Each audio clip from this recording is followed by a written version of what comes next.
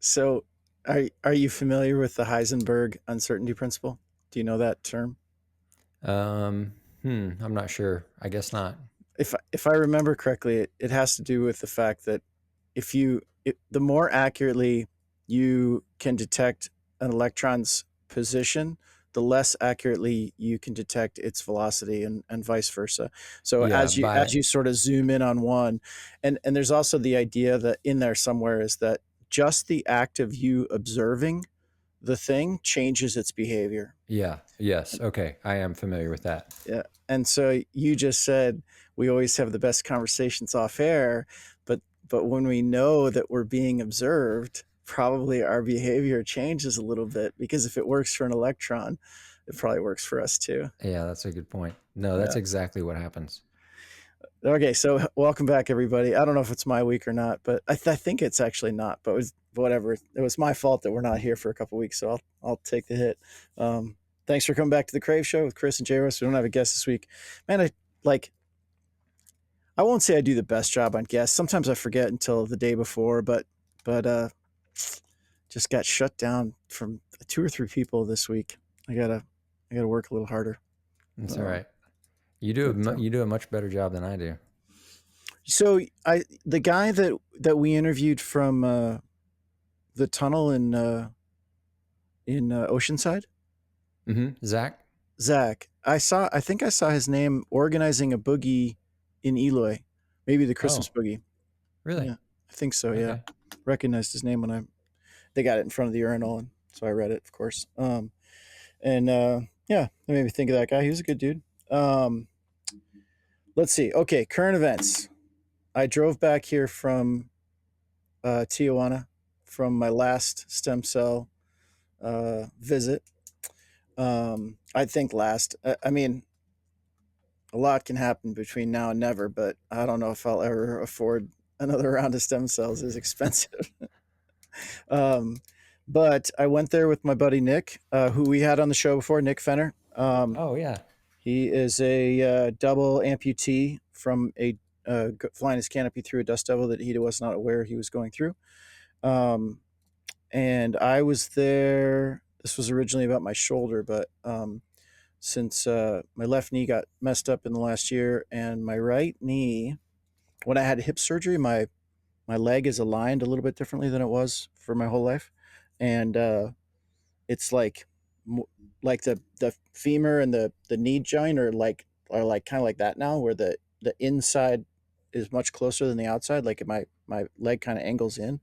Hmm. So I had the remaining stem cells that I had on account left. I had them put in my knees, um, hoping for a similar result. But was an interesting day today, and I'm bringing this up not really to talk about stem cells again, but it's something. I don't know exactly what the cause was, but when Nick and I left the hotel room, we stayed together, and it's our last day, so we're walking all of our crap down to the car. Um, Man, we got out of the elevator in the parking garage, and I was losing consciousness, and I don't know why. Just my blood pressure, like, just dropped off the cliff, and by the time I got to the back of the car, like I had to sit down on the ground, or I was just gonna fall down. Um, Like you were about to pass out.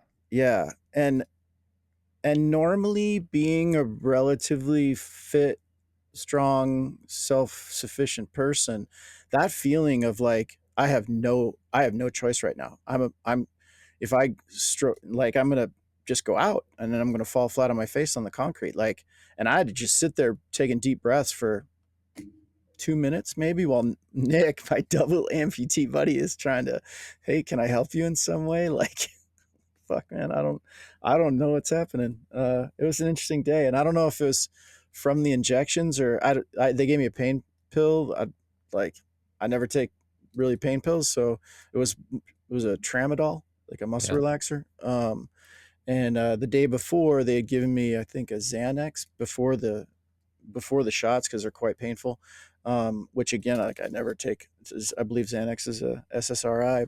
I just don't take those kinds of things. So I don't know if it was like a next day muscle relaxer Xanax combo that just bottomed out my heart rate, but it was a debilitating feeling. Um, Man. yeah. It's So it just just like, finally passed, and then you got up, and what? yeah, like I don't know if you've ever passed out this, but the reaction that my body has is I was super close. And then as soon as it starts to pass, I start sweating really bad, like Oh, a yes. I know cold exactly what sweat. you're talking about. I Um, know it. but I knew that with that reaction, like, well, either I'm having a heart attack or it's about to go away. um, but I wasn't having any trouble breathing, and my chest didn't hurt, so Yeah. I didn't think I was in any serious trouble. Nick was like, "Man, I'm ready to call an ambulance," and I was like, "Let's just sit here for a second, and I think it'll be okay." And then it was okay. Um, but that's going to segue right into the book that I'm reading right now. I don't know if I told you about, but it's called DMT, the Spirit Molecule, and it's a guy, a clinical psychologist. He's a PhD in something, and in the '90s he did clinical trials with high dose DMT, which for those people out there who are maybe not familiar with what DMT is, there's a couple forms that are common, but the one he's using is called 6,6-dimethyltryptamine, and a lot of times people will get it from like the Sonoran Desert Toad, or if you have an ayahuasca ceremony, that's DMT.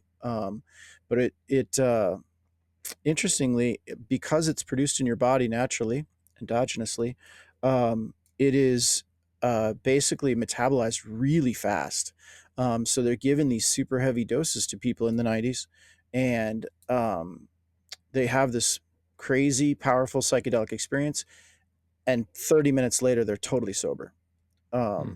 which is a, like, if you think about LSD or psilocybin mushrooms or peyote, those are all like 6-8 hour journeys, because your body doesn't break them down very fast. But one of the things about the book, the people that went on these journeys, interestingly, reported some very wild things. But and they all go somewhere. They're kind of disembodied, and they all travel to either what they describe as outer space or inner space, which by their description they could be describing the same thing. All of them interact with these very busy. Sometimes they call them elves, sometimes they call them aliens. But there's this. They all have the experience, and they don't talk to each other beforehand, of meeting with a hyper advanced uh, entity that they describe as little elves or interdimensional beings, and they're all busy with something. But one of them takes an interest in this human and starts explaining things and talking to him. So glad you're here. um, Emanating love, which has been, this is the reporting that I've got from people who've gone on ayahuasca journeys, is that there was an entity with them. um, and it's an interesting thought that you're going to have this crazy psychedelic experience, but it's going to transport you to a place that is the same that everybody else goes to. I mean, that's, in my opinion, pretty wild. But moving on to my nearly passing out, the other thing that he found is that when he interviewed people who had near death experiences, and they're very spiritual experiences, that there's an intense crossover between a DMT journey and a near death experience as far as what people see and report when they come back. And because your body produces DMT, his thought process was that DMT gets dumped into your system when your body thinks that you're going to die, and so you basically have a very similar experience. But Hmm. I think you might find the book really interesting. Just, I mean, it's a book about these the work that he did, the clinical research that he did, but it's a ton of discussion about spirituality and consciousness, and just the way that those things are understood by us currently, but perhaps not fully understood. What's the title? I'm going to write it down. It's called DMT, the Spirit Molecule.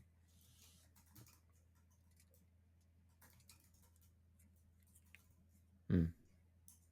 Okay. Author's name is Rick Strassman. What is it? Strassen? Rick Strassman. How do you spell his last name? Strassman. Okay. Hmm. It's a good one. Have you finished it, or you're just partway through it, or what? About 75% done.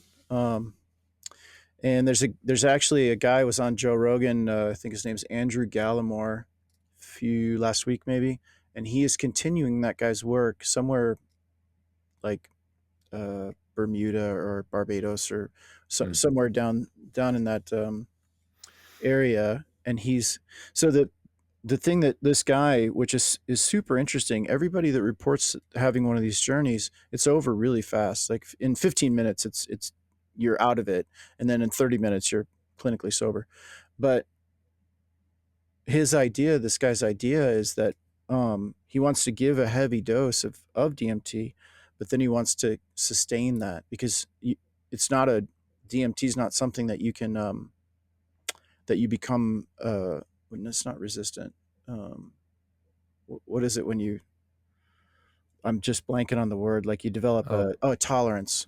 yeah. You don't develop a tolerance for DMT the way that you would for heroin or alcohol or a lot of other drugs. Like it Hmm. hits you as hard every single time with the exact same effect with no increase in dosage.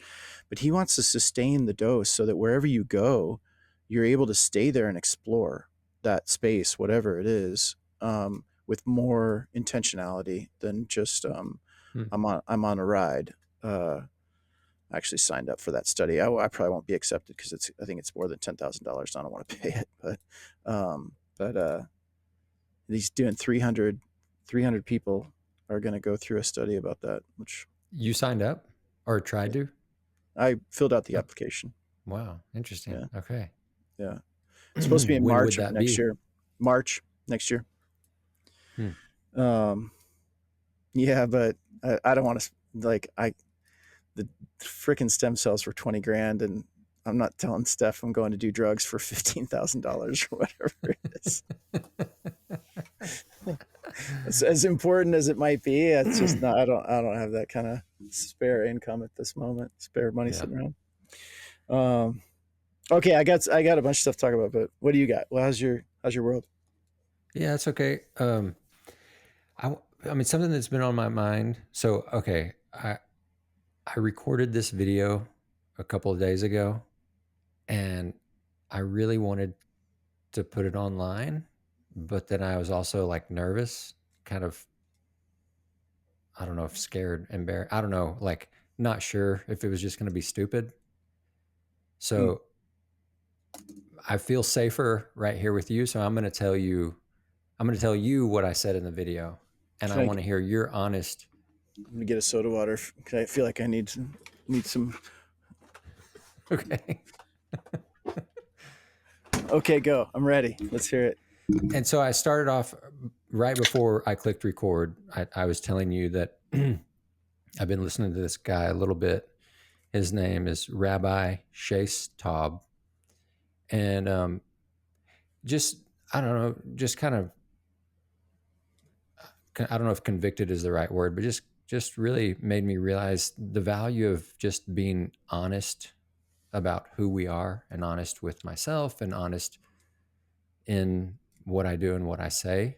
And I don't mean that I'm going around being deceitful, telling lies. I don't mean like that. Just like trying not to put on a face, trying not to put on a facade. And sometimes when we record the podcast, like you and I were saying a second ago, it's as soon as we click record, we kind of start talking differently. We kind of start acting a little bit differently. We're a little bit guarded. We don't, and then you and I, we've had this experience many times where as soon as we stop recording, we go into this conversation that's very different, and we have these really, I'm going to say, very real conversations, meaningful conversations that I think friends have. Like that's where you and I think, have become friends in those conversations.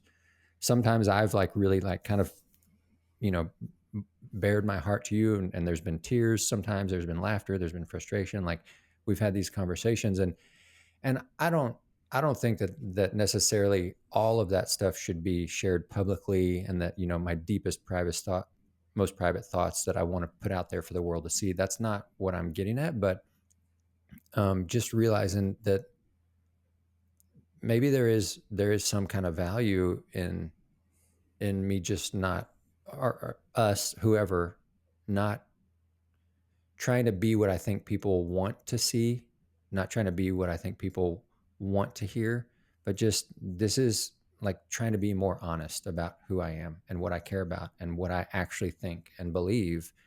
And if some people like that and want to listen to it, that's great. And if some people don't, that's totally fine too. Like, you know, um, I mean, that's what I do in everyday life, or at least I kind of try to, I guess, in some way. Anyways, now I'm rambling. The video that I made the other day that I didn't post because I was kind of scared to, that's the honest truth, um, is that I was thinking about skydiving, and there was all these things that kind of came together in my mind, and this is where it ended up.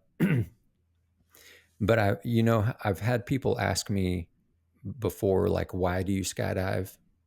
Or sometimes I don't know if people actually ask me that, or if I want them to ask me that, because I think skydiving is so cool, and it's part of my identity. Like, I'm a skydiver, and so I want people to be intrigued by that, and I want them to ask. So I kind of assume that maybe they will. And for a long time, my kind of go-to answer, whether it's just in my mind or people actually ask me, my go-to answer has been, oh, I skydive because I love it. And when I skydive, when I let go of the plane, and I think I've said this even to you, like when I let go of the plane, everything else goes away. If I'm worried about finances, or I'm worried about my kids, or me and Tanya have had a fight, or whatever, worries, anxieties, it doesn't matter. All that stuff disappears, and I can just be in the moment.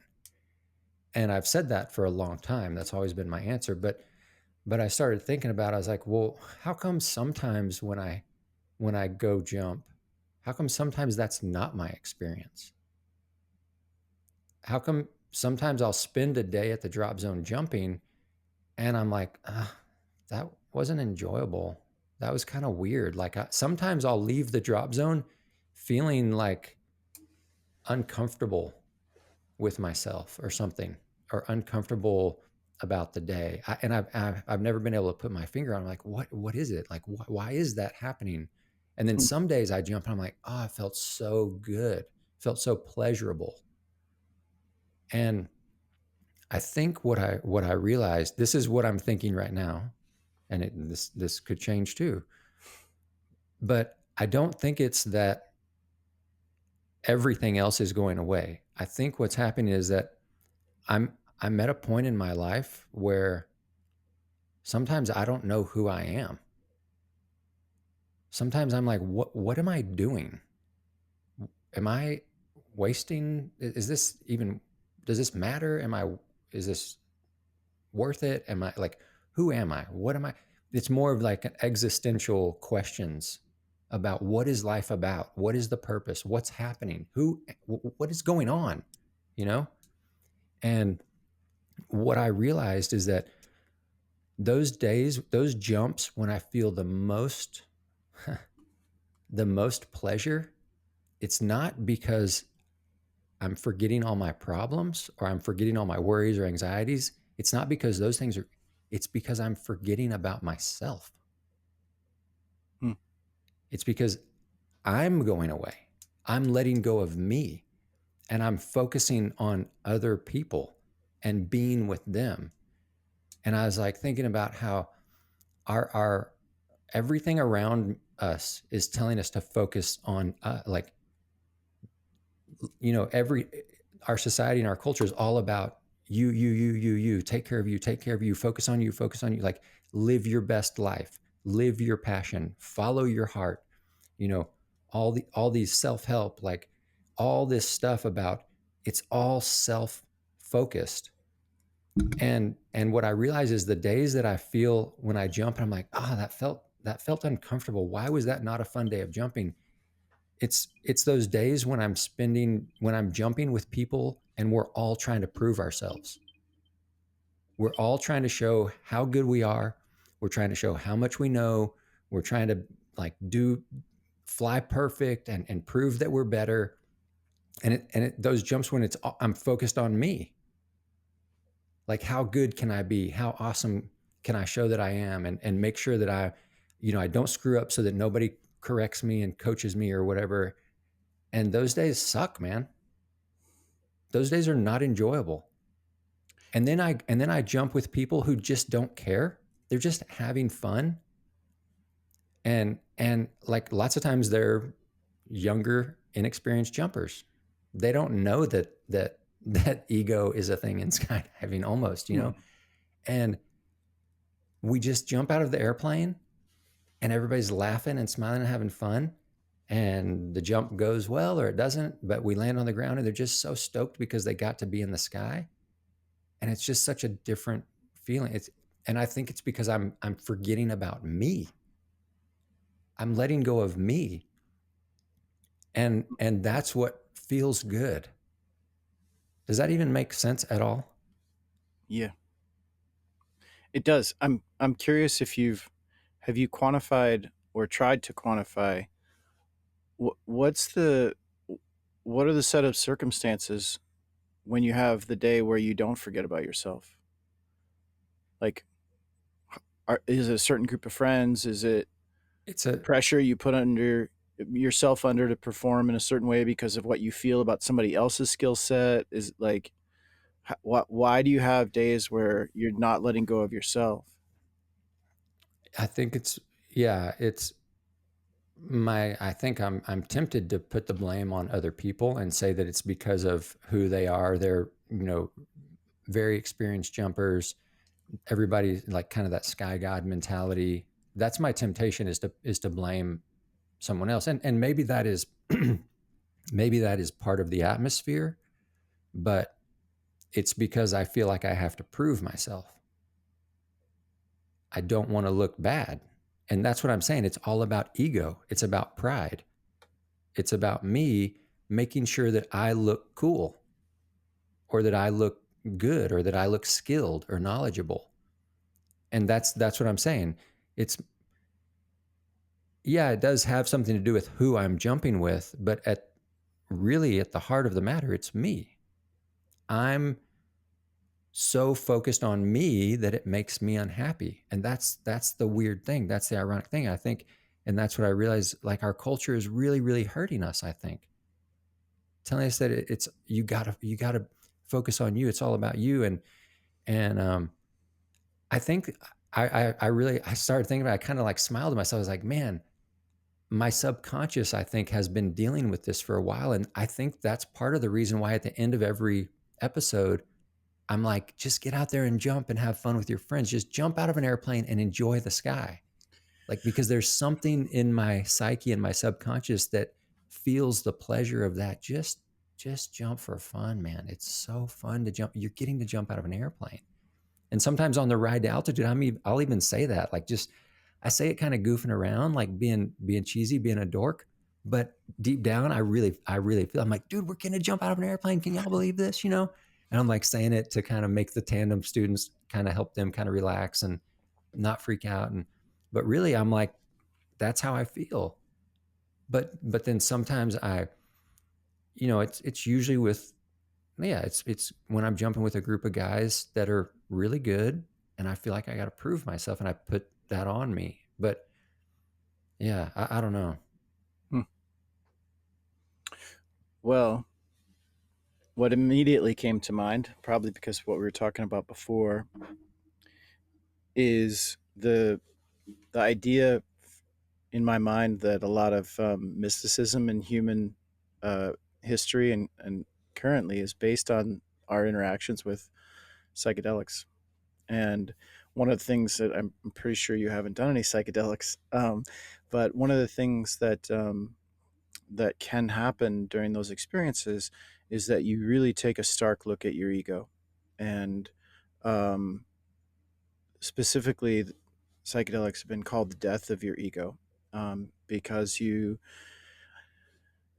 I haven't tried them all, of course, just a couple, but there are feelings of your oneness with all of the things, everything, not just living things, but you are just one part of the entire whole, and you are one with everything else. And I think that if you look at what mystics throughout history have taught, or messiahs, or whatever you want to call the central figure in lots of religions, they're teaching those things, and that is a disillusion of the ego and a dissolving of the self, and merging with everyone, and treating the world that way. So even though that has not been your experience in life, that's a place that I think through meditation, or um, spiritual experiences, or perhaps psychedelics, you arrive at a very similar place of getting rid of your ego. Um, Usually that little fucker is not very healthy for you.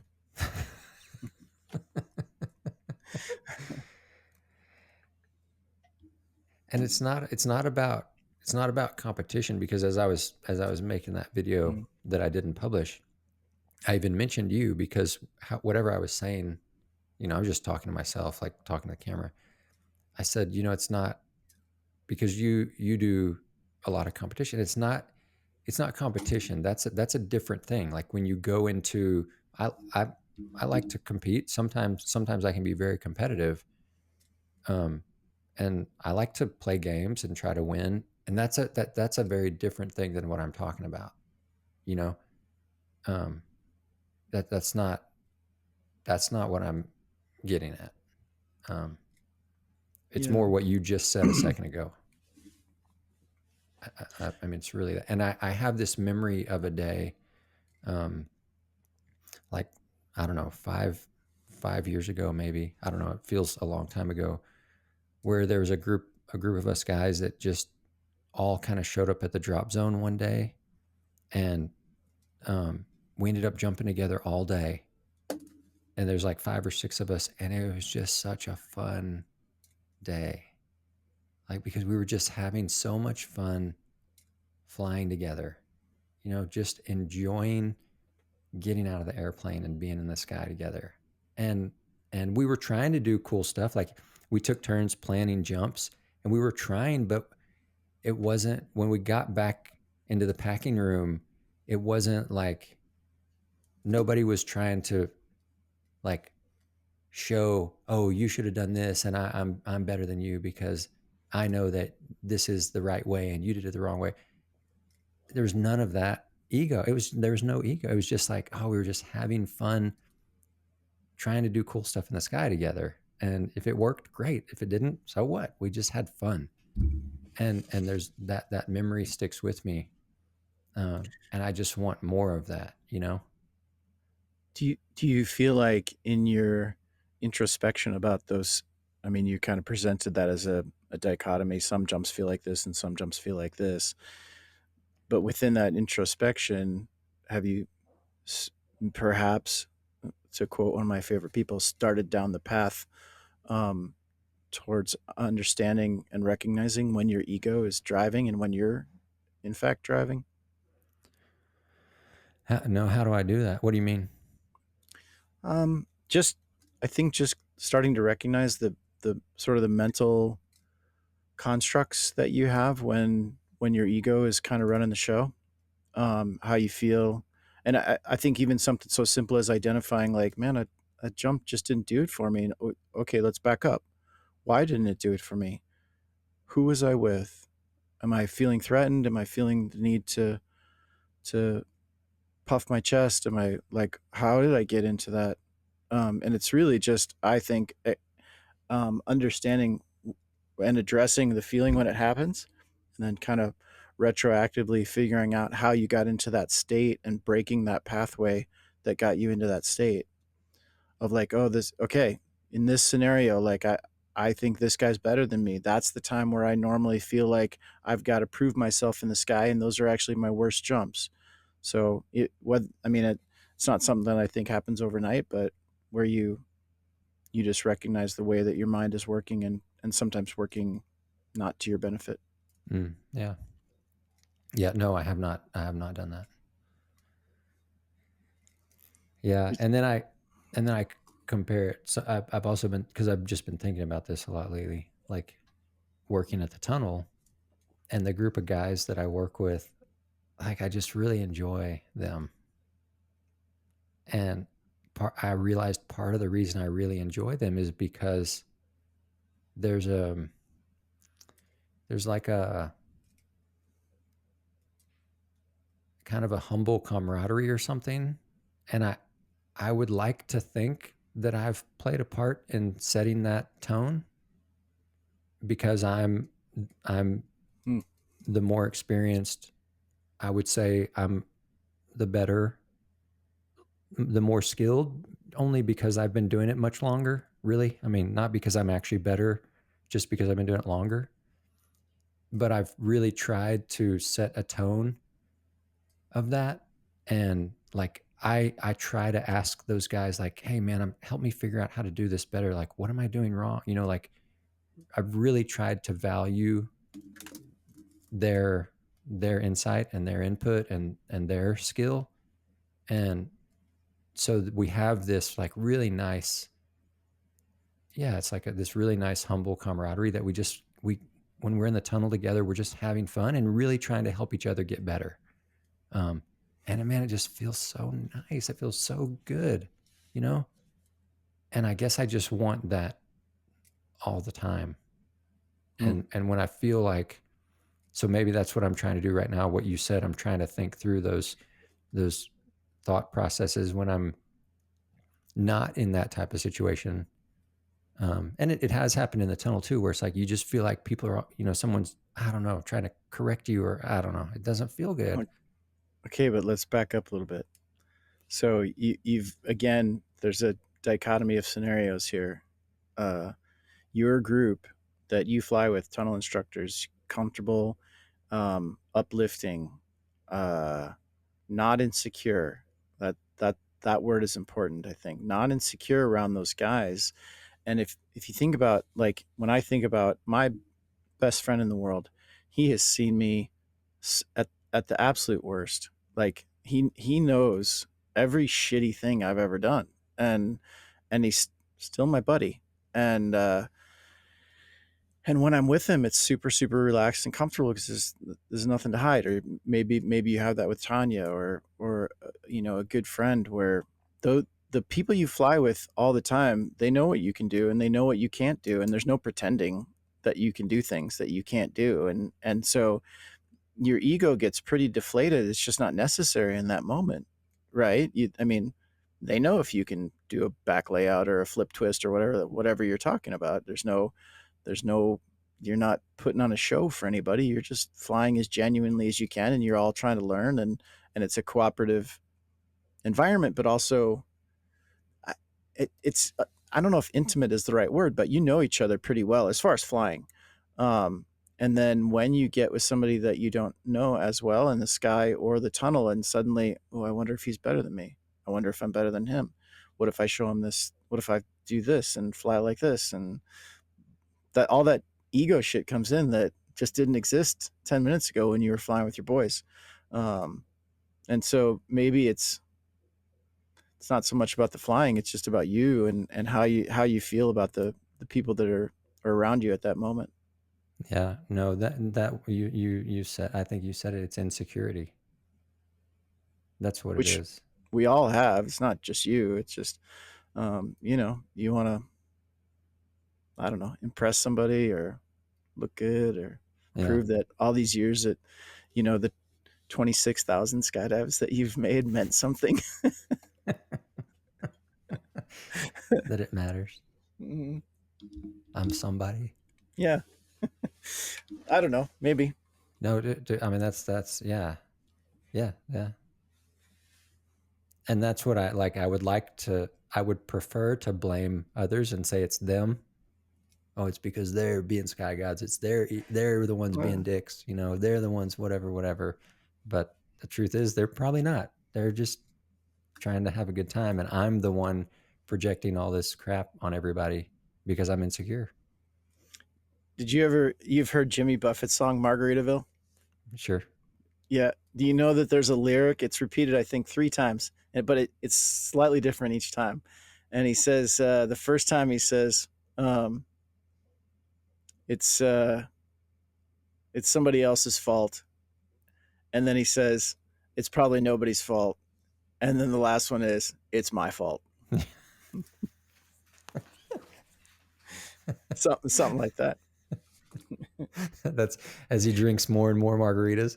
It's just the evolution, I think. But it's, I mean, that little humorous anecdote is a microcosm of exactly what you're talking about. Just coming around to the idea that it's you, and you can probably, with practice, control the way that you project your ego into different situations. And once you, I mean, the hardest thing is just identifying when your ego is at work, when your ego steps into the driver's seat. Well, I think once you do that, then you, oh shit, this isn't even me right now. This is, I mean, it's kind of me, but it's me being my smallest self. And I need to recognize that, and live the way I want to live, not the way this bit of insecurity from my psyche wants things to go. Yeah. Yeah. But it I does, think you should. it feels so nice when I forget about myself in the sky and the tunnel both. Like, oh, that's so joyful. So, When I let go of my ego and just enjoy flying. It's really nice. so why is the video unpublished? I told you I was scared to do it. I Well, who won that conversation? yeah, Your ego is driving. yeah, yeah. That's exactly right. Because if you spoke from the heart, and there's people out there who think you're an idiot, who fucking cares? All right, I will commit to publishing it tomorrow I mean, not for me, for you. for me. Yeah, A little bit for you. I'd love to see it.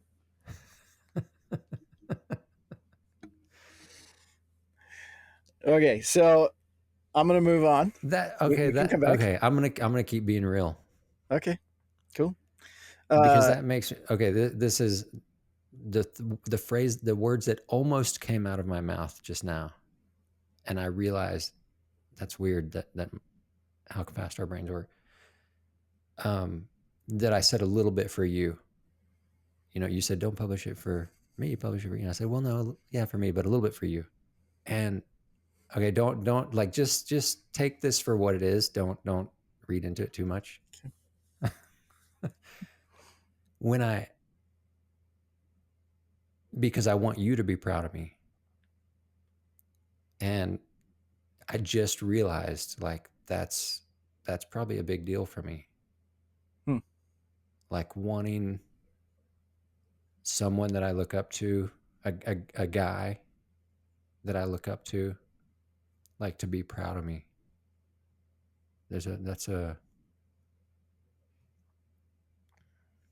That must be a big deal, you know? The way that I think that you're feeling emotionally is the way that I feel when I think a friend of mine is proud. It chokes me up. Like, okay, not every decision I made is bad. Uh, I did something that was okay. Yeah. Yeah.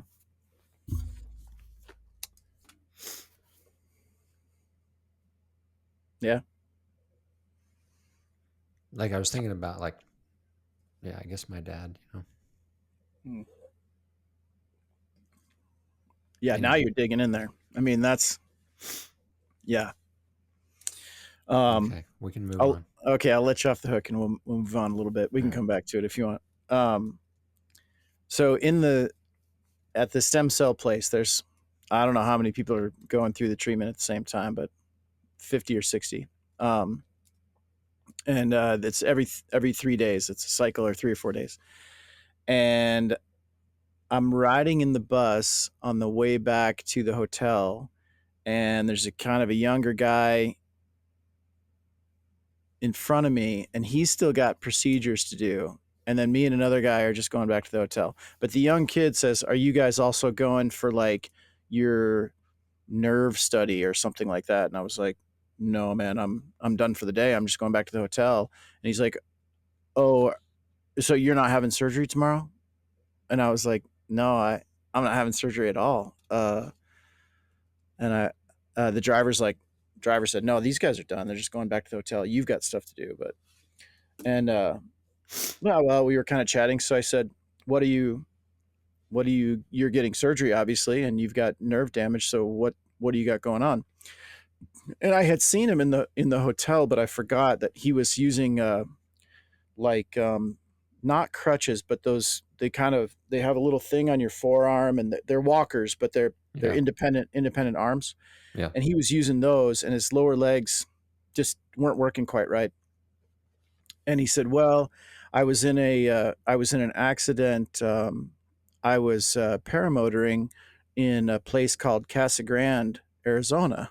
I was like, "Okay, I'm with you so far." And so he basically got into what he thinks was a dust devil. The canopy was oscillating real badly. He's relatively inexperienced. He couldn't get under control, and he kind of slammed himself into the ground. Mm. He got his A license at Kapowsin in Pacific Northwest, Yeah. and That's where we so we filmed the wingsuit course. yeah, yeah, of course. I mean Kapowsin. I mean, Um, it's all those guys. yeah, yeah. But he was having what's called intrathecal stem cells, which they inject the stem cells into the like the sac that covers your spinal cord, which is Oh, the okay. intrathecal. Uh-huh. Um, in a he had exploded his L1, Mm. and immediately when it happened, couldn't feel anything from the waist down. Thought he was paralyzed. Oh man. And he's slowly regaining some function, but he's right at the he said he's 7 months from the injury, which is right at the time that you don't want to wait too long after the injury, but you can't do it super close either. And so, like my friend Nick, who I was there with, also had a really bad spinal cord injury, and he didn't have the stem cells for 14 years after. But he said he's 60-70% improvement over just what his quality of life was prior to that. So this kid's really hoping that that he's gonna. I don't think a full recovery might not be on the menu, but some serious improvement. And it, Yeah. as I was sitting there talking to him, thinking like, man, I came here because I tore my rotator cuff. Like I could have gone the rest of my life and never even addressed that, and it would have been okay. And then most of the people that I'm looking around at, they're in an indelicate way to say it, they're fucked up, and they're hoping for life changing course corrections Mm. out of this therapy. Man. It'll be really interesting to see sort of um, if the owners ever publish the results of their study and just all the improvements that people have gotten on all of these maladies. It'll be really interesting. But just a small world on I I'm in Tucson for the winter, and I'm skydiving with military guys at a private drop zone close to Casa Grande. Like That's it's wild. just funny. Man. Um, Well, hey, just for everybody listening, because you've mentioned Nick a few times, if you have not listened to the episode where we had Nick on, you should go back and listen to that episode. His story is really, really interesting. It's definitely worth listening to. yeah, and just I got to hang out with him a bunch this weekend, and we've been friends for a long time. But it's one of those like we've been friends, but then when we shared a hotel room for 3 days and like dinner every night and riding in the car for hours, and um, you start talking about some more in depth stuff, and he's a fucking good dude. Yeah. Very stoic about life. Like I think that his accident made him very accepting of kind of Mm. this is what I can control and this is what I can't, and Mm. um, yeah, um, And Lindsay, we had his wife Lindsay on. She's super cool too. Super, so fun. yeah. I got to. I mean, Nick shared quite a bit about the injury and kind of the aftermath of it, and whew, what a story. Yeah. Um, I think there's a movie on YouTube I think about him, Really? like a 45-minute maybe or an hour Huh. movie about sort of the process of recovering from that was professionally made. Um, yeah, interesting. Um, okay, so moving on a little bit more. Uh, unless you got something. Well, before, hold on a second. No, what do you expect me to do, bro? It's just like Ta, ta, ta, ta, ta, ta, ta. What do you want me to do, man? uh, well, I was going to talk about Crave for a second Oh uh, yeah, before we switch gears. You have something else you want to talk about? a little bit. Yeah.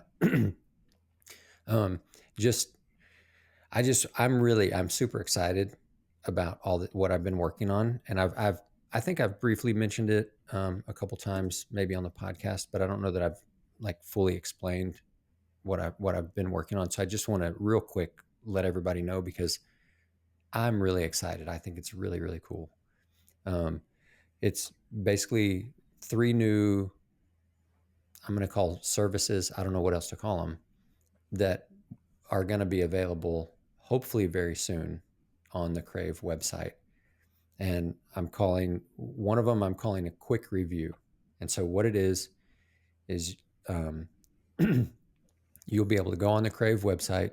You'll see different coaches that we have invited, that we've asked to be coaches. Um, some of them, it may be like the instructors for the courses, or it may just be other people that we know or that I know or that have been recommended that are good coaches that we have kind of vetted. So you'll be able to go on, choose a coach, and then what I'm calling a quick review.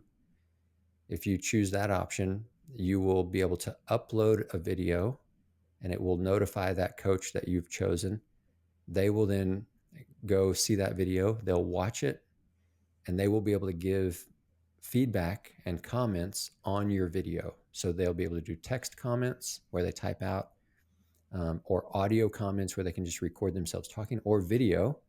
And the comments that they leave, they will actually be time stamped attached to the video at those spots. Once they're done making all the comments and they kind of give their summary feedback or whatever, and they uh, submit that video back, then the student or user or whatever, you'll be notified and you'll be able to go back and watch your video and see all of those comments that your coach left. And so, for example, when you click on any of the comments, it will automatically jump to that spot in the video so you can see exactly what they're talking about. Um, so, for example, this girl from Russia sent me a video the other day, and she's working on over the feet transitions in the tunnel. And Mm. I was able to watch her whole video. I left all this feedback, all these comments, so then she can go in and see exactly what I'm talking about. And I really try to give her a lot of good feedback. Anyway, so that's a quick review. You upload a video, coach leaves feedback, you get it back and you watch it. The next one is what I'm calling a deep dive. So a deep dive it's a quick review, the exact same thing. You upload a video, your coach leaves comments and feedback, they send it back to you, but then you also have a one-on-one video chat where you schedule a time with them that you can connect over a video call like Zoom or Google Meet or something. Like I'm using a platform called cal.com. It's really nice. Um, and you can actually then watch the video together, screen share, and actually debrief the video. Of course, you know the coach has already watched and given the comments. You've been able to go back and rewatch with their feedback, but now you're getting to actually debrief and dig in a little bit deeper on all that stuff. So that's called a deep dive. And then the third one is what I'm calling a flight lab. And a flight lab is basically a multi-week group deep dive, kind of where the coach, they set the parameters of the flight lab. So for example, I might say, I'm going to do a flight lab on sit flying. It's going to be 4 weeks long. We're going to meet every Tuesday at 7 p.m. and it's going to be open to 6 students. And then so each week, all the students can upload videos of themselves in the tunnel or in the sky working on sit flying. We'll meet together all together. um, I can, as the coach, can screen share the videos, kind of go over what people are learning, what's going on, give group feedback, group coaching, but also personalized individual feedback. People can ask questions. So you're learning from one another's videos, you're learning from each other's questions. It's a group setting that happens over a period of however many weeks that the coach decides. Um, so those three services um, are right now we're beta testing them. So actually JRuss is kind of helping us. If he's are you helping us? No, we've got actually JRuss and a few other people, and so far the feedback's been really, really good. Of course, we're finding a bunch of different bugs and trying to fix things, but that's what I'm hoping will be available. Hopefully, maybe by the new year, if not sooner. I'm really excited about it. I think it's going to be really awesome, and it's just another way that people can get access to really good quality coaching, um, no matter where you live. Like this girl in Russia, she told me she jumps at a very small drop zone. She does have access to a tunnel, but she just doesn't have very many good coaches or people around her that can help her, um, that can give her good feedback and good coaching. So, for somebody like her, it's awesome. Not that I'm the best coach in the world, but Sure. she doesn't have to use me. She can. There's all sorts of people on that are going to be on the Crave website that she can get feedback from. So I'm really excited about it. JRuss, what thoughts, questions, comments, feedback? I have not started yet. I haven't looked at the guy's video, just because the last couple days for me were pretty busy. But I should have time in the next couple days where I will take a break from a rather demanding schedule of Dota and Yeah. and look at there's a women's record going on right now. I think a tummy record in Eloy, and Mm. Doug Barron, who's been on the show with us, he's up there, and I got to go meet him. But that's really my only obligation for the next couple of days. Did So, you say a tummy uh, record? yeah, his Belly girlfriend's down. yeah, tummy down. Yeah, tummy down. Oh no, they're married now. His wife Jamie is quite a good tummy flyer, and they're I'm not calling it belly. Um, they're Stomach having flyer. yeah. Oh, I mean, when you see somebody who's taking belly flying real seriously, you got to call them a tummy flare. You can like, especially older guys, you can just see the smoke start coming out of their ears. Younger guys will just laugh, but it's freaking hilarious. Don't you denigrate my friggin' discipline. Um, Well, I, and I I really am excited for you to get in there and see how it works because I think it's pretty cool. mm, I'm probably actually I'm probably overhyping it, but no, it's going to be good. I I'm think it's stoked. neat. And well, I had a couple thoughts, but one of them was that if you want to me to hook that girl up with a coach in Russia, I can do that too. Not to take away from the Crave business, but if she has access to the tunnels but doesn't know good coaches, I know good coaches in Russia. Okay. So I that's a don't know possibility. where she's at and what tunnel. Yeah, but yeah, maybe for sure. Yeah.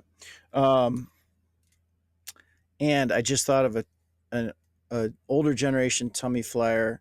My friend Sally and her husband Chuck, who we might have to have Sally or Chuck on the show, but they've been jumping since I was a little kid, and that not I think Sally's got 7 or 8 thousand jumps over probably 40 years, and Chuck's about the same. And Sally just broke her ankle at some some event, nationals maybe. So Hmm. she's got plenty of time.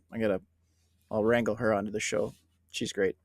Well, the Um, guy that I really am interested to see like how it works with you and the guy that is uh, helping beta test with you because they put together a 4-way VFS team. Like the video he sent you, I watched one of them because he sent me the yeah, link, the YouTube links. It's their VFS team in the tunnel. So I'm like, this yeah. is so awesome. Like JRuss is going to be able to give feedback to this guy that otherwise would never be able to get coaching from you. Like it's so cool. I think that I actually like so uh it's Hanold, Ryan Hanold, dude, what if and you would then you? Sorry, go ahead. Go ahead. well, he said names. Marshall is another guy on the team. Another guy named Greg, and a guy named Nodder. And I think I know Nodder, and I might know Ben, the last guy on the team. Guys that have come to Summerfest a few times. Mm, So I'm actually looking forward to his video. And actually, he was really funny. Like I'm looking at his email right now, just kind yeah. of describing what he wants. What's going well? We have not killed each other yet. Yep, that's a positive. In because flying VFS is tough, but also like you can get angry with your teammates pretty easily. Um, yeah, and then he had some specific stuff that he wants to address, um, and then additional notes. We have a little bit of experience on VFS and MFS teams, but we mainly learned the engineering from watching videos, so we don't know what we don't know. Never were truer words spoken. Yeah. Yeah, I'm excited about that. It'll be fun. And I love doing VFS. And I'm going to segue into that because these guys actually, I might have to talk to them. So one of the things that I want to talk about, we didn't talk a lot about nationals, which happened a couple weeks ago. Um, but one of the things that I did want to just tell newer jumpers is the way that sort of the sport evolves. And so after we have the competition, we have a competitors meeting with, in this case, it's Amanda Smalley, who's the representative from USPA. She's competition director, something like that. Um, I could look at her email and see what her exact title is, but it's not. Let me see. Uh, what does it say? Director of competition, Amanda, and she went back to her maiden name, which is Owens. Um, so, and then a few of the judges and Sean Hill, who's the son of Larry Hill, who Larry and his wife Lil established Skydive Arizona back in, I don't know, the 80s maybe. And Sean is one of their kids, and he has taken over operation of the drop zone. Um, and then any competitor who feels like coming to the competitors meeting, and if they got something to say or if they just want to listen. But so some things came up, and specifically when we created the intermediate VFS class a couple of years ago, the first year was 2015 maybe or 17. Um, we had 5 intermediate teams, and that was great. It was the most VFS teams we've ever had at nationals. We had a total of 15, and I was pretty stoked. Um, the I think that one of the reasons why we had so many teams is because they gave a 1 year exception to the rule that a competitor may not compete in another class within his own discipline or her own discipline, and but they let open class competitors do video for the intermediate teams. So if you get 4 people together and you just train in the tunnel, and then even if you only skydive, say you can't afford a lot, you're going to do 20 jumps and then go compete at nationals. But in those 20 jumps, you just do the exact same exit the whole time. You might get okay at that one exit, and then you just go on to whatever it is. And if you're tunnel flyers, once you kind of get off the hill, you're probably a pretty good team. Um, but camera can be really difficult because that actually requires quite a bit of jump training to get correct. Um, Whereas most open class competitors, not necessarily Rook Nelson, he's terrible at it, but most open class competitors can fly camera. And you think I'm joking, but if you go back to that year, I felt so bad for his team. He was awful. Like, there was one jump, I'm like, Rook, you're above them. You're like not even on level. What are you doing? You've been doing VFS forever. Get down below them. Yeah. He had like 30 camera busts or something. I hope he Um, listens to this. He probably he'll won't, never but listen to it, but no. somebody will eventually tell him I was giving him a hard time. But anyway, so one of the ways that the sport evolves is that at the competitors meeting, there was a certain number of issues that competitors felt needed to be changed, and I'm in the process of writing those changes with actually a woman named Tamara Bartlett, who was on the advanced VFS winning team of Context. It was actually an all women team, which was pretty cool.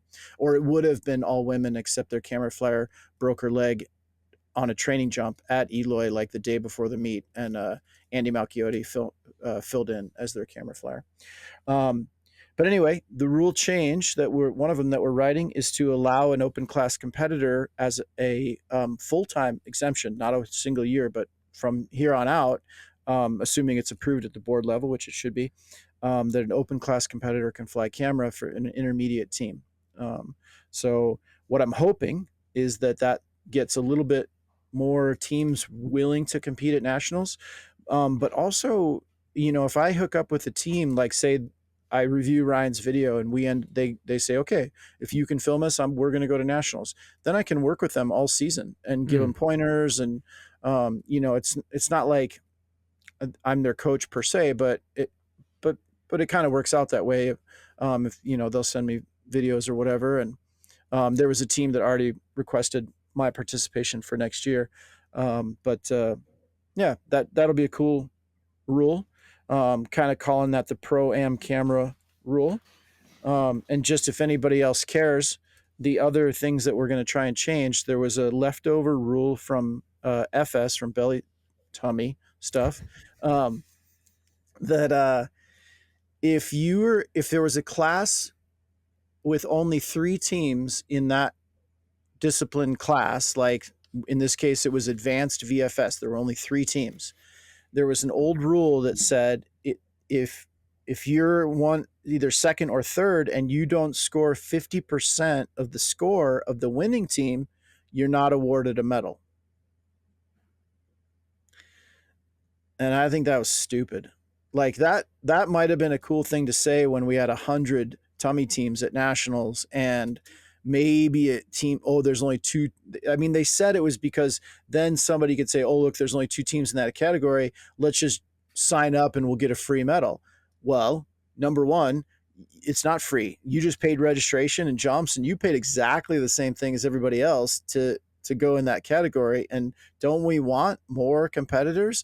And it's a discipline based on objective points, not the subjective interpretation of the worth that the judges apply to the team. Because, Or the well, subjective interpretation of the motivation of the competitors. yeah, What are you exactly. talking about? Yeah, so we're going to get rid of that one. Luckily, so the team that scored third was a local Eloy team, Wendy Corbin and a guy called Jesse. I can't remember his last name. It was just a God, what is that? There's an Indian guy on there who I should know his name and I can't remember. But anyway, they trained. I mean, they did, I don't know, 60 or 80 training jumps, and they still didn't get 50% of the top team score. But their plan was to go in intermediate, and they would have been the only team, so they bumped up to advanced, and they just weren't really prepared for advanced. But at the meeting, luckily, there was nearly unanimous agreement that the medal should be awarded, so much so that Matt Fry, who we've had on a couple times on the podcast, he and I were standing next to one of the judges, JRuss, and Matt was like, Jim, if you guys say no to this, I just want to let you know that if those third place medals are unattended for 10 seconds, I'm stealing them, and we're giving them we're giving them to the guys.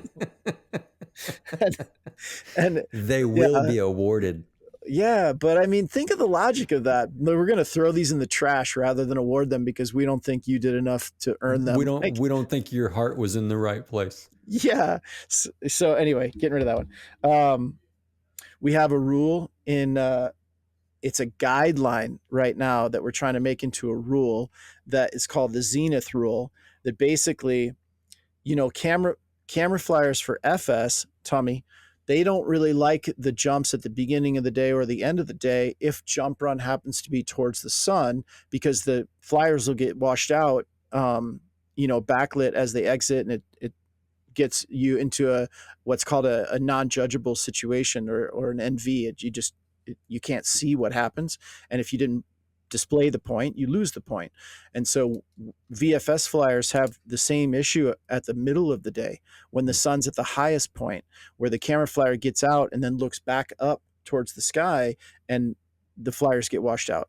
And normally this hasn't been a big issue for a couple of reasons. The biggest one typically is that when my team is at the meet, we are so far out in front that it doesn't matter if a team gets a non-judgeable. We're ahead by 30, 40, 50 points. And so there's not the pressure of a 1 point meet where it could mean something. So we didn't go to the world meet in 2024 that was in Beaufort in South Carolina or North Carolina. And there was a sunbust for Norway, and it was a 1 point meet. And they lost in the round that they got the sunbust, round 10, by 1 point. They lost. Oh. And they were pretty freaking mad. And the judges sadly said, oh, it wasn't a sunbust. And it absolutely was. Like, that made it look so much worse. So anyway, it has been in our rules and at the FAI level as a guideline. The Zenith rule will be enforced whenever possible, and we're trying to change that wording to be at all times. And that's going to be sort of the context of the rule change, because you get to describe, like, hey, why are you asking for this rule change? So the Zenith rule, that will include the tummy at the beginning and end of the day, and the VFS No, is that's the the or thing. They never had to write a rule for belly. They just do it. mm, If like they just don't, either they change jump run to accommodate where the sun is, or they just don't send them. mm, Um, I mean, more often they just change the jump run so it's not right into the sun. yeah. But it's such a popular discipline. Like we've been the redheaded stepchildren. We got 6 teams at a world level competition. We got to be at the squeaky wheel for anything we want. Yeah. And the last one, this one, I'm kind of curious about your opinion. So I've been arguing for years that a lot of the stuff that the USPA and the FAI do is sort of loosely based around the Olympics, of looking at that sort of international level of competition and how do they structure things, Mm, how and so some of our rules are sort of loosely based yeah. on what happens in the Modeled Olympics. after that. Yeah. Yeah. And so one of those rules is that when you're on the podium, you are not allowed to display any sponsor uh, logos or decals or nothing about your sponsors. All you're allowed to have is the USA jersey, whatever that's your team jersey. So I've been taking issue with that for a long time. And if you just like, we've been at Skydive Chicago now, we just finished our 11th season, so next year will be 12. It's more than $1 million that Rook has provided us in slots on the plane in that time. $1 million. Now, Over how many clearly, years? 12, 11 years. Wow. So clearly he didn't pay out $1 million, No, but no. had he filled those seats, that's a Right. $1 million more that would be in his pocket that's not in his pocket today. And I'm sure there has to be some calculus on his part of the benefit of having our team there. And like a lot of drop zones feel that having a high level team at their drop zone brings people to them. And I would agree. And Oh, it so absolutely does. Yeah, for sure. probably he's happy with that. I mean, if he wasn't happy with that balance point, we wouldn't be sponsored anymore. But at the same time, there's a real uh, tangible cost to what we've done. Hmm. I can't have Skydive Chicago on my unit on anything when I'm up on the podium. PD is sending us a canopy order. There's 5 of us on the team. We're each getting 2 canopies. That's $60,000 in one order. Can't say PD. I'm getting 3 new suits from Vertical. I can't say Vertical. And so these are the companies and the businesses that are actually putting us on the podium.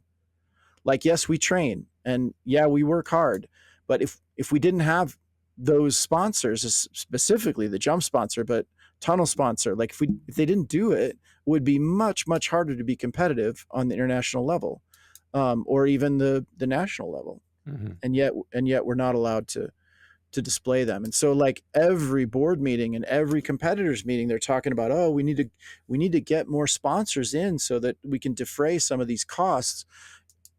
How are you going to do that when we're not even allowed to put the sponsor on our suit Mm. or wear it on the podium? Like how can that? Well, yeah, but in the Olympics they can't do it either.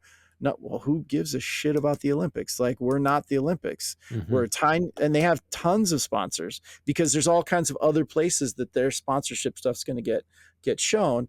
And like, imagine somebody that goes and wins the snowboard trip, flip, whatever, I don't know, but he's standing down at the bottom and they're interviewing him, and he's got his snowboard and his goggles and his helmet and his gloves, and every single thing from that he's sponsored is in the view of that camera for millions and millions of people to see. And so maybe it makes sense then, okay, just wear the US uniform on the podium, but nobody sees us. Like, there's no camera crew chasing us around after our jumps. Yeah. Okay. Let me ask you this question. If you don't know, just say I don't know. For an Olympian, let's take that snowboarder. Did the U.S. did some U.S. organization, government organization, pay for any of his? Like, how do they pay for all their stuff? If you're a, you know what I'm saying? Like, I would assume that there's some U.S. Olympic, like somehow they're getting money from the government or something to support them to go to the Olympics, right? Aren't we? At Don't I somehow? would not assume that. I mean, like, in skydiving, No, no, there are not a Scott. lot. I understand. I'm just, as a corollary, that in skydiving there are some NACs around the world that help their athletes get to the competition. The U.S. is not one of them. But in the Olympics, you don't think that we do? I'm saying that would make sense. What I was going to get at, what I was going to say is, if the United States, if we are helping our athletes get to the Olympics, then okay, fine, on the podium, don't wear your sponsors because the country helped you get there. Well, the country didn't help you as a skydiver get there. Yeah, You I'm might I'm you might be representing the US, but only because you're from the US, not because the United States helped you get there. The people who helped you get there was all the companies that actually helped you get there. exactly. That's what I was going to make the differentiation, but I don't know how US Olympic Well, athletes get I to don't the know either. Olympics. I'm just saying that if our organization is indicative of what theirs might be, that it could be their parents, it could be individual sponsors. It's not necessarily the U.S. It's helping them. What's the negative? Why are they saying don't display the sponsors on? What do they think bad would happen if sponsors are displayed while you're on the podium? What would be the negative outcome? That's a What's their argument? that is a very logical question. Oh, they don't have one. Oh, Oh, what could possibly be bad about well, displaying I your don't know. sponsors? That's what I'm saying. I mean, No, I would they assume they don't. have some argument. So, Just they don't do it in the Olympics. And in fact, the I mean, U.S. Federation costs us money to go to the meet, and despite millions and millions of dollars being in the competition fund, they don't they don't pay for us. Nothing. I mean, what did oh. we get? I think we got a $20 jersey this year. Yeah, I mean, I would say unless somebody can tell me a really good reason of why it would be bad, well, we can give. Seems like you can give some reasons of why it would be good. If nobody can give a reason of why it would be bad, then just do it. Like The it most seems pretty cogent simple. argument I've heard is, "Oh, well, we'll have to get different because everybody's got different sponsors. I mean, there's a lot of people have Sure. similar, but each jersey would have to be individually sort of engineered for, like, even within our team, there's four of us that have Cypress and one has Vigil, and two guys are sponsored by Sunpath, and two of us are sponsored by Firebird and one Vector. Well, that's So y'all's like problem. I totally agree, and we've told them the guy that makes our That's jerseys could that's your issue. easily make those jerseys with the sponsors correct for each person. Like that's just a dumb argument. Well, I mean, and Um, then if you get on the podium and you didn't represent your sponsor and they're not happy, that's your issue. You got to deal with it, not us. Like Bingo. Yeah, that doesn't make sense. yeah. I No, we agree. need a good argument for why they shouldn't. That's what we need to hear. Next competitors meeting, I'll expect you to be there. Otherwise, you should be able to do it. Uh, But if somebody comes up with a good reason that's convincing, then it's like, oh, well, okay. I mean, listen, if you got a knockdown argument for what I'm saying, I don't want to be wrong any longer than I have to be. There you go. Let's get it out. There But you go. every meeting, it's just the most wishy washy arguments back. It's crazy. Yeah. But anyway, those are the four rule changes I'm proposing. All right. Or Tamara might help me with the other ones as well, but she really wanted that medals awarded thing. I mean, those all sound reasonable. Yeah, we'll see. Reasonable. All right, man. It's been an hour and 15 minutes. You know why it went by fast? No, why? Because we were just being real, Yeah, just having a nice chat. that's right. That's right. All right. Well, you got anything else this week? I'm going to try so hard to have a guest next week. Okay. Um, man, I had something a second ago that I thought of. Shoot.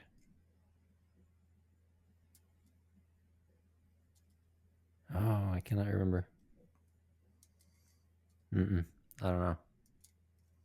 I had something. Dang it. I'll wait.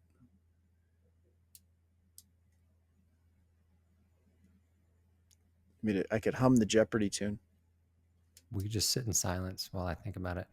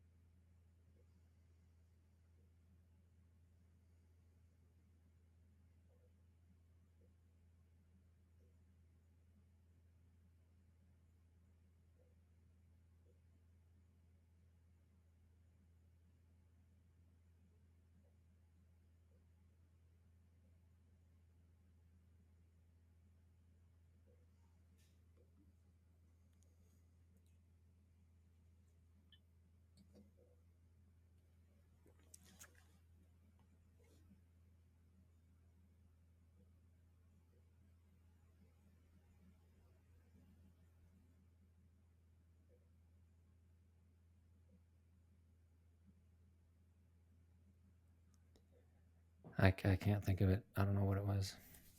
But that was a nice moment of silence. Yep. Next time, write your stuff down. There you go. This is smart. Yes. All right. Well, thanks everybody for joining us this week. My apologies for not having a guest. It's 100% my fault. And as always, we appreciate you being here and joining us for an honest chat. And hearkening back to our discussion at the beginning of the podcast, put your ego aside and go skydive and have a great time with your friends in a somewhat judgment free environment. And the biggest thing is don't judge yourself. I Did you just get it? remembered. I just remembered what I was going to say. Let's hear it. Okay. So I don't know how many people will hear this before Black Friday because I'll try to get this episode out soon. But if you are thinking about getting a subscription to Crave, we have a 30-day, 6-month, and lifetime pass. Wait until Black Friday through Cyber Monday because we're going to do a 50% off sale. That's what I was going to say. So if you've been thinking about it, awesome. That's very cool. I think you should do it. It is very good. All the courses and the content really is awesome. But wait just a couple more weeks until Black Friday through Cyber Monday and you'll get 50% off. There you go. Very generous. That was it. Worth the price of admission. Yeah. Oh, absolutely. For sure. All right. Cool. All right. Thanks everybody. Thanks for joining us. And yeah, get out there, enjoy the moment, skydive with your friends. Check out the Crave website, learn how to be a better skydiver or a better Pilates person or a Canopy pilot. canopy pilot. You could even learn how to be a good tummy flyer. I mean, if that's your thing, if you're into yeah, if that, that's your thing, there's nothing wrong with that. not that there's anything wrong with that. No, there's anything wrong with that. Cool. But yeah, thanks for joining us, and we'll have a guest next week. And we will look forward to speaking with you guys again. Get out there and skydive with Crave, where you do more and be better. All right. Thanks, everybody. See ya.